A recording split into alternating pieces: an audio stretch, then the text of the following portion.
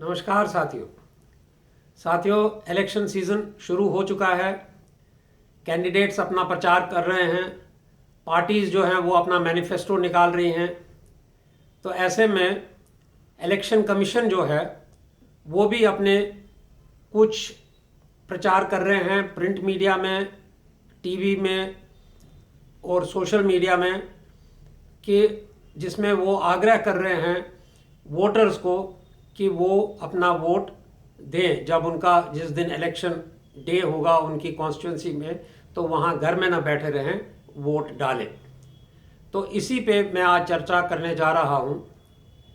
साथियों, मैं आपके सामने कुछ आंकड़े रख रहा हूँ। जो पिछला लास्ट जो लोकसभा का इलेक्शन हुआ था वो 2019 में हुआ था। उसमें टोटल जो वोटर्स थे, जो एलिजिबल वोटर्स थे, वो 95 करोड़ थे और उसमें से सिर्फ 64% वोटर्स ने वोटिंग की। और ये सबसे बेस्ट वोटिंग परसेंटेज थी लोकसभा इलेक्शंस की अभी तक की, तब तक की 2019 तक की, जिसमें 64% ने वोट किया। यानी 36% एलिजिबल वोटर्स जो थे उन्होंने वोट नहीं दिया। और वो 36% 95 करोड़ के बैठते हैं 34 करोड़ लोग। तो 34 करोड़ लोगों ने वोट नहीं किया। और जो वोट किया वो 61 करोड़ लोगों ने, 64% जो है वो 61 करोड़ बैठता है। 61 करोड़ लोगों ने वोट किया और 34 ने नहीं किया। अब बताइए, अगर ये 34 करोड़ वोटर अपना वोट डालते तो रिजल्ट पता नहीं, शायद यही होता या शायद एकदम कुछ और होता। डेफिनेटली कई कॉन्स्टिट्यूंसीज में शायद उल्टा रिजल्ट आता और कई कॉन्स्टिट्यूंसीज में मार्जिन जो है विनिंग कैंडिडेट का और ज़्यादा हो जाता। शायद ओवरऑल यही रिजल्ट रहता, पता नहीं। लेकिन जो भी रिजल्ट होता वो ज़मीनी सच्चाई के करीब का रिजल्ट होता, कि जो लोगों की एक्चुअल, जो जिसको वोट करना चाहते हैं या जो मोस्ट पॉपुलर कैंडिडेट है या जिसको देना चाहते थे, उसका सच्चाई सामने आ जाती। तो अब ये जो 34 करोड़ लोग हैं जिन्होंने वोट नहीं दिया, ये कौन लोग हैं? देखिए, इसमें दो तरह के लोग हैं। एक तो वो हैं कि जो अपनी रोजी रोटी के लिए अब दूसरे शहर में काम कर रहे हैं। उनका वोटर कार्ड जो है एक शहर का है और वो काम कर रहे हैं कहीं 500 किलोमीटर, 1000 किलोमीटर, 1500 किलोमीटर दूर किसी शहर में। तो वो इलेक्शन वाले दिन वापस आके अपने शहर में वोट नहीं डाल सकते। उनका तो फिर समझ सकते हैं। उनके बारे में इलेक्शन कमीशन कुछ कदम उठा रहे हैं, कुछ प्रोसेस चेंज कर रहे हैं, जिसमें उनको भी फैसिलिटी मिलेगी कि जहां वो काम कर रहे हैं वहीं से वोट डाल सके। वो लंबा अभी है, उसमें अप्रूवल होगा पार्लियामेंट का, सरकार का। तो फिर फिलहाल जो है आज की तारीख में वो लोग जो हैं वो वोट एक ही तरीके से दे सकते हैं कि वापस जहां का वोटर कार्ड है वहां आए और वोट दें। चलिए, उनकी हम बात नहीं कर रहे क्योंकि उनका तो एक केस अलग है।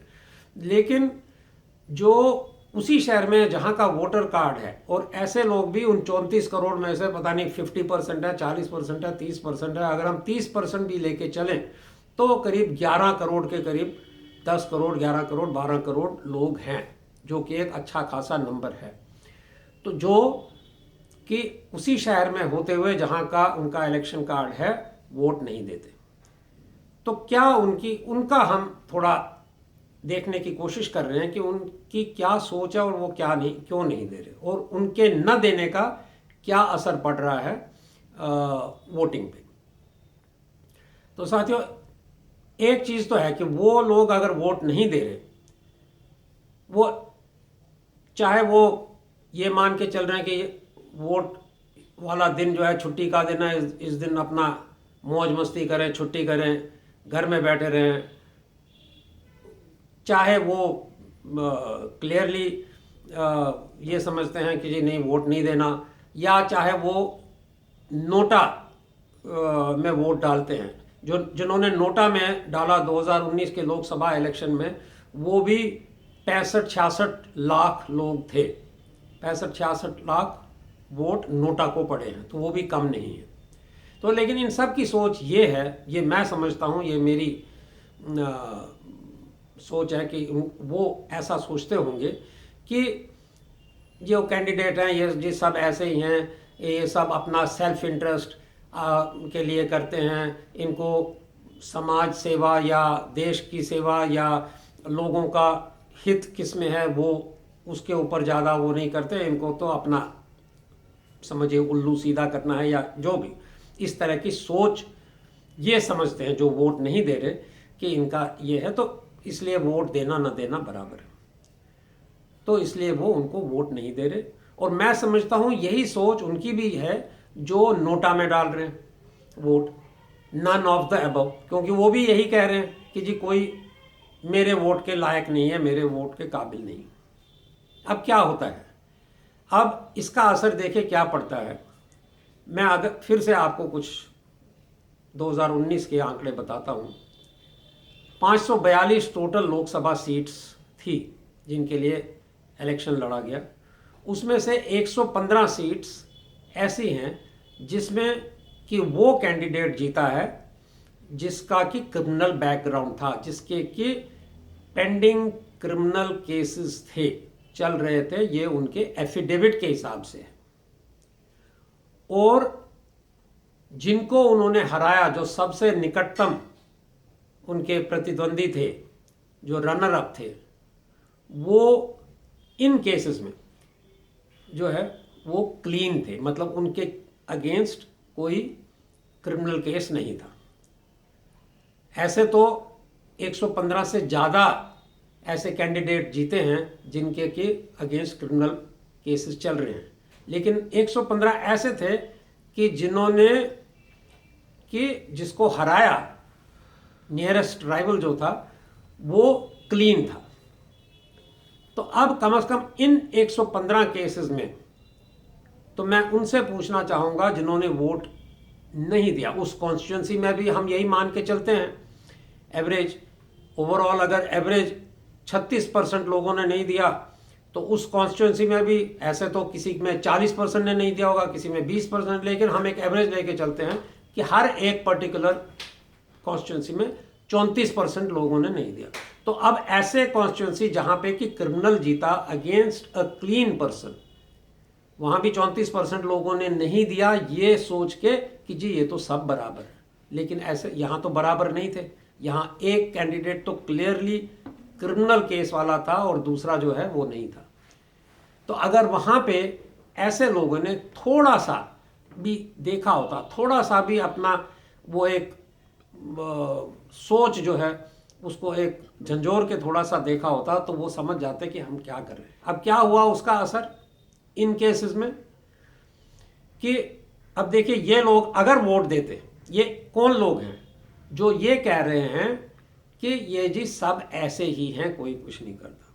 मतलब ये लोग ऐसे हैं जो कास्ट या मज़हब, धर्म या अपनी कम्युनिटी या किसी के बहकावे में आके या अपने सेल्फ इंटरेस्ट में आके वोट करना, उस तरह के लोग नहीं है। क्योंकि अगर ये उस तरह के होते तो इन्होंने वोट डाल दिया होता, चाहे अपने कास्ट के कैंडिडेट को, अपने कास्ट वाले को, अपने रिलीजन वाले को, इस तरह से।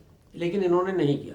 मतलब ये मेरिट के बेसिस पे इनको लगा कि मेरिटोरियस कोई नहीं है, मेरिट के बेसिस पे सारे बराबर हैं, इसलिए इन्होंने नहीं दिया। तो ऐसे लोग अगर इन 115 में देते तो मेरिट के बेस और थोड़ा सा सोच के देखते तो मेरिट के बेस में कम से कम ये तो क्लियर था कि एक तो भाई क्रिमिनल बैकग्राउंड का है, एक नहीं है, तो वो दे सकते थे।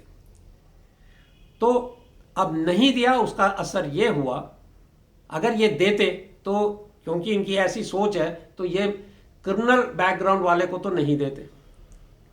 और इन 115 कॉन्स्टिट्यूंसीज में 43% केसेस में जहां वो क्रिमिनल बैकग्राउंड वाला जीता, उसके वोट मार्जिन 10% से कम था।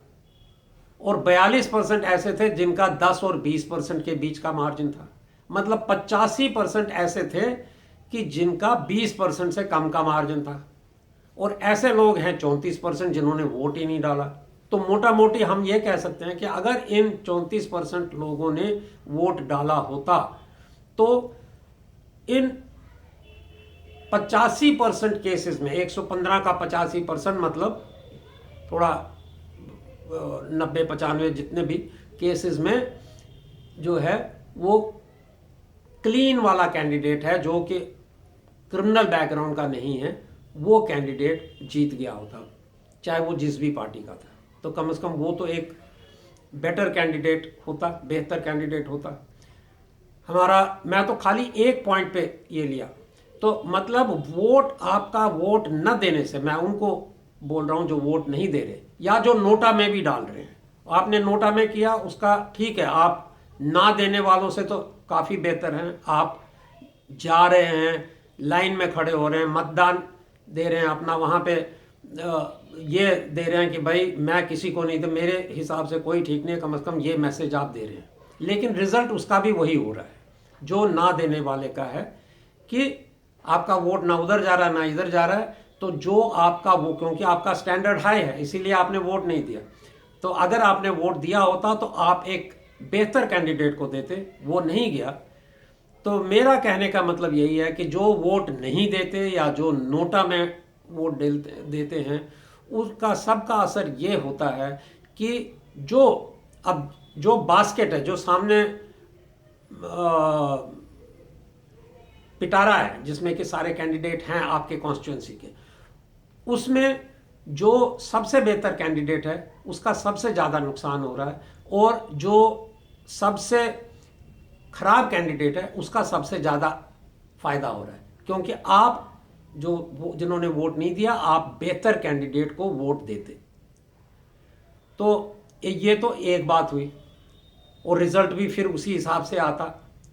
और दूसरी बात मुझे जो कहनी थी वो ये है कि कई लोग ये सोचते हैं कि जी ओपिनियन पोल जो आजकल आ रहे हैं या मीडिया में कोई कुछ कह रहा है कि भाई एक पार्टी जीत रही है या ये पार्टी हार रही है। देखिए, आप अगर उस पार्टी को देने वाले हैं, देते जो जीतने वाली पार्टी है, और आपको लग रहा है आपके वोट से कोई उसका नुकसान नहीं होगा, वो तो जीत ही रहे हैं, तो इसलिए आप छुट्टी मनाने चले जाते हैं।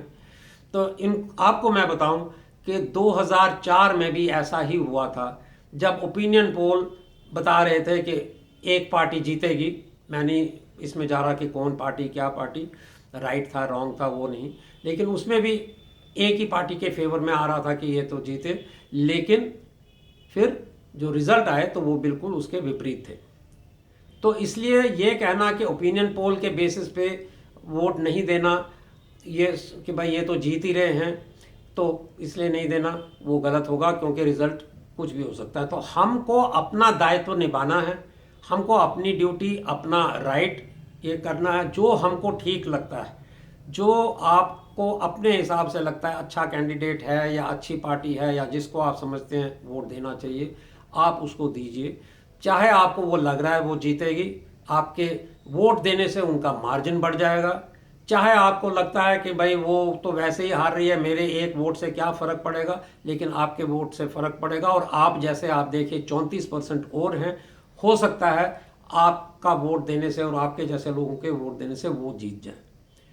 तो वोट अपना दीजिए, आप सुबह सुबह वहाँ जाइए, सुबह रश नहीं होता, आप वोट दीजिए जिसको आपको देना है आप, लेकिन सोच समझ के कि आपके हिसाब से जो आपको ठीक लगता है, आपके कॉन्स्टिट्यूंसी में जो कैंडिडेट अच्छा है या पार्टी अच्छी है या दोनों का देख के तोल मोल करके जैसे आपको ठीक लगता है वो करके आप उसमें वोट डालिए, घर आइए, उसके बाद अपना दिन में जो आपको घर में आराम करना है, मस्ती करनी है, वो कीजिए, लेकिन अपना वोट दीजिए। और देखिए ये डेमोक्रेसी है, डेमोक्रेसी में तो सामने जो कैंडिडेट हैं वही है। आप यहाँ 100% अच्छा तो कोई होगा नहीं, या आपके हिसाब से कोई अच्छा हो और दूसरे के हिसाब से खराब हो, और हर एक में कुछ अच्छाइयाँ कुछ वो होगा। तो जो आपके वहाँ कॉन्स्टिट्यूंसी में जो कैंडिडेट्स हैं उस और जो पार्टीज़ हैं उसमें जो बेस्ट पार्टी या बेस्ट कैंडिडेट आपको लगता है उसको आप वोट दें और अपना दायित्व निभाएं। यही मुझे कहना था, यही मैं आज के वीडियो में कहना चाह रहा था। अगर आपको ठीक लगा तो इसको लाइक कीजिए, सब्सक्राइब कीजिए, शेयर कीजिए। धन्यवाद।